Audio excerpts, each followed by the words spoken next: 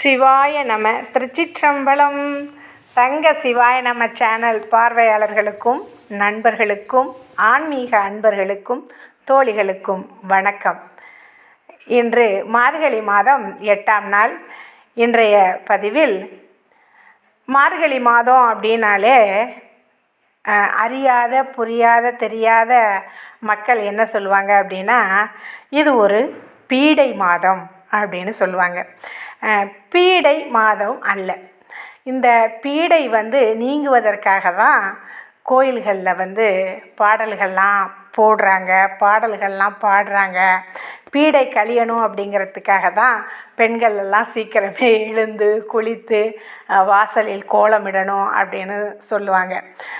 தெரியாதவர்கள் சொல்கிறது அது. ஆனால் பீடை மாதம் இல்லை, அது பீடு மாதம். பீடு அப்படின்னா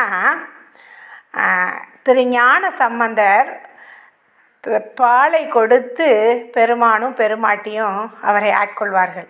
அப்படி அவர்களுக்கு கொடுக்கும் பொழுது தந்தை உனக்கு யார் பால் கொடுத்தது அப்படின்னு கேட்டு அதட்டும் பொழுது அவர் தனக்கு பால் கொடுத்தவர்களை பற்றிய ஒரு அடையாளத்தை சொல்லுவார். ஞானசம்பந்தர் என்ன சொல்லுவார் அப்படின்னா, தோடுடைய செவியன் விடை ஏறிவோர் தூவன் மதிசூடே,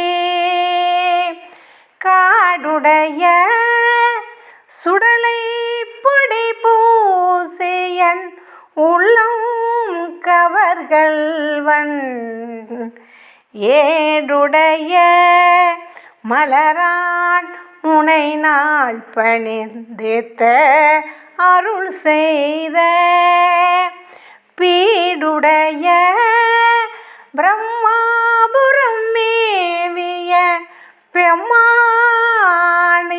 நன்றே,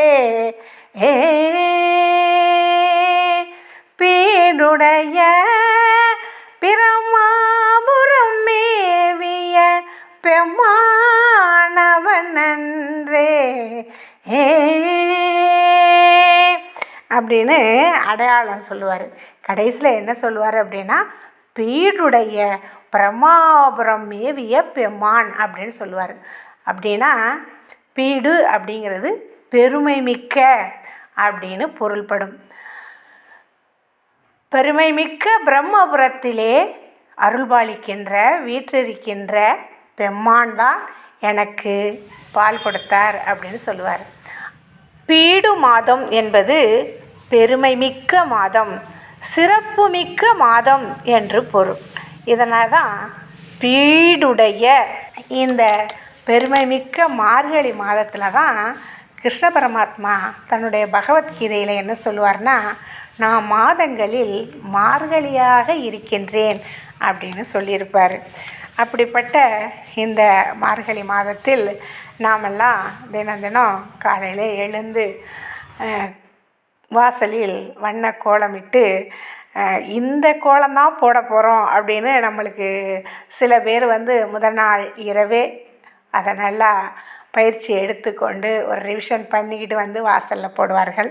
சில கை தேர்ந்த கலைஞர்கள்லாம் என்ன செய்வாங்க அப்படின்னாக்க, எந்த ஒரு ஐடியாவுமே இல்லாமல் அவர்கள் பாட்டுக்கு வாசலில் அவர்களுக்கு பொழுது வருகின்ற கற்பனைக்கு ஏற்ப கோலமிடுவது பழக்கம் சிலருக்கு. அப்படிப்பட்ட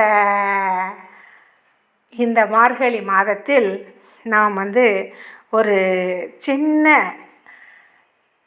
பாடல் ஒன்று பார்க்கலாம் அப்படின்னு நினைக்கிறேன். மார்கழி மாதத்தில் நீராடச் செல்லும் பெண்கள் ஒருவரை ஒருவர் துயில் எழுப்பி கொண்டு திருவெம்பாவை பாடல், மாணிக்க வாசகர் அருளிய திருவெம்பாவை பாடலை பாடிக்கொண்டு செல்வார்கள்.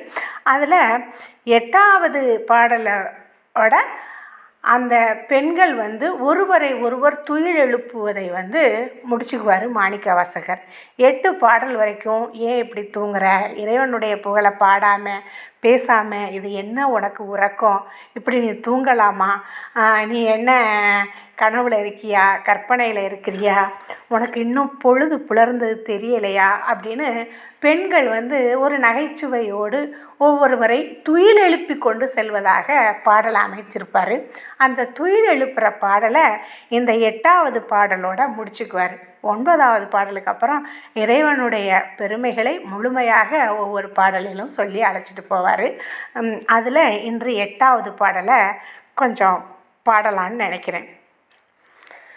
கோழி சிலம்ப சிலம்பும் குருகெங்கும் ஏழில் இயம்ப இயம்பும் வெண் சங்கெங்கும் கேளில் பரஞ்சோதி கேளில் பரங்கருணை கேளில் விழு பொருள்கள் பாடினோம் கேட்டிலையோ வாழி இதென்ன உறக்கமோ வாய்திரவா ஆழியான் அன்புடைமை ஆமரும் இவ்வாரோ ஒளி முதல்வனாய் நின்ற ஒருவனை ஏழை பங்காளனையே பாடிலோர் எம்பவாய் ஏழை பங்காளனையே பாடிலோர் எம்பவாய். சிவாய நம. திருச்சிற்றம்பலம். நாளை மார்கழி 9ஆம் தேதி மற்றொரு பதிவில் சந்திப்போம்.